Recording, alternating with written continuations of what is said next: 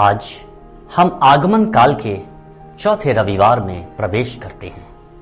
इसी के साथ आज का सुसमाचार हमें माता मरियम के सदृश अपना सारा जीवन प्रभु के चरणों में समर्पित करने हेतु आमंत्रित करता है।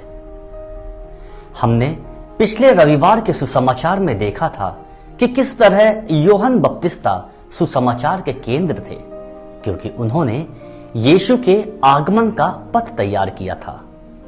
उसी तरह हम आज के समाचार में देखते हैं कि आज माता मरियम केंद्र हैं, क्योंकि उनके एक निर्णय, एक हां के द्वारा सारी मानव जाति के उद्धार का द्वार खुल गया। जिस तरह हेवा के आज्ञा उल्लंघन से पाप संसार में आया, उसी तरह मरियम के आज्ञा पालन से मुक्ति का आगमन हुआ है। यदि हम स्वयं से यह सवाल करें कि समय क्या है, व्हाट इज टाइम, तो हम शीघ्र ही समय को चक्रीय रूप में समझेंगे, अर्थात मिनट, घंटे, सप्ताह, माह या ऋतु के रूप में गर्मी, सर्दी, बारिश, बसंत में।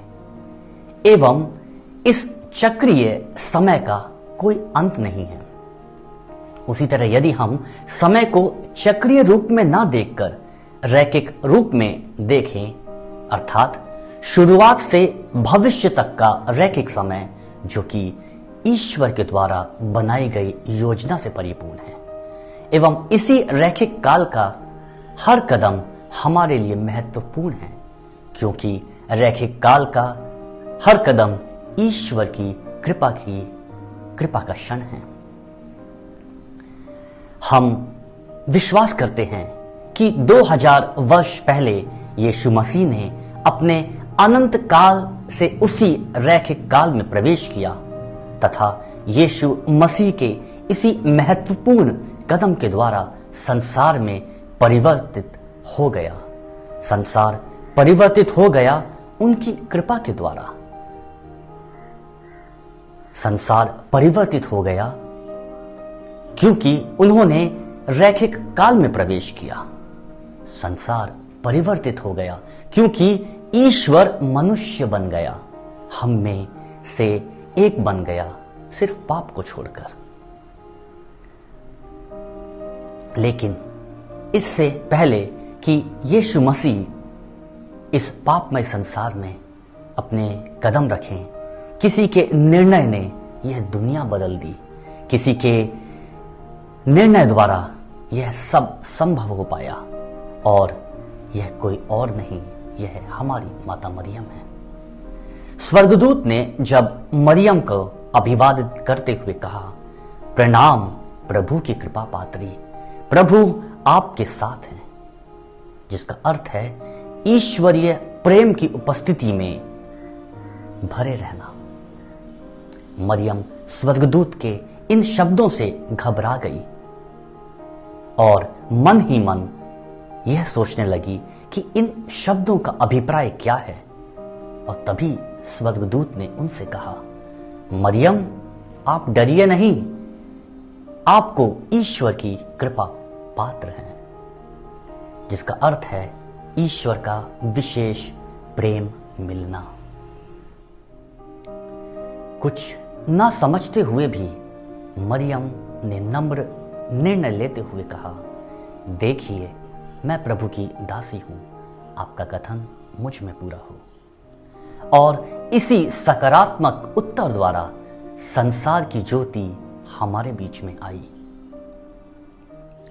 जैसा कि हमने प्रभु यीशु मसीह के जन्म दिवस का उत्सव मनाने जा रहे हैं, आगमन काल का चौथा रविवार हमें अपने जीवन में गहराई से मनन चिंतन करने को आमंत्रित करता है कि हम यह मनन करें कि किस प्रकार मेरा सकारात्मक उत्तर संसार में बदलाव ला सकता है।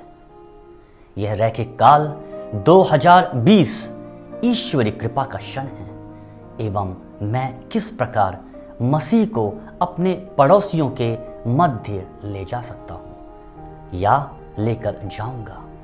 हम कैसे मरियम के समान यीशु मसीह को अपने पड़ोसियों के पास ले जाएं। मरियम के जीवन से प्रेरणा लेते हुए हम भी सकारात्मक तरीके से मसीह को हमारे बीच में लाने का प्रयत्न करें। इसलिए हमें यह नहीं देखना है कि संसार हमारे सामने क्या स्थापित करता है, संसार मुझसे क्या चाहता है, बल्कि हमें इस नजरिए से देखना है कि मैं कौन हूं, ईश्वर मुझसे क्या चाहता है, क्या मैं ईश्वर की वाणी पहचानने में सक्षम हूं। आज ईश्वर हमसे यही सोचने के लिए हमें आमंत्रित करता है। आइए हम सभी इन दिनों में पिता ईश्वर की विशेष आशीष मांगे। हे प्रभु, मरियम के समान मुझे भी कृपा से परिपूर्ण कर दीजिए, ताकि मैं आप में विश्वास रखते हुए आपकी वाणी अपने हृदय में पहचान कर सकारात्मक तरीके से उत्तर देने में सक्षम बन जाऊं एवं आपको यीशु मसीह को इस दुनिया में लाऊं, अपने पड़ोसियों के बीच लाऊं। आमीन।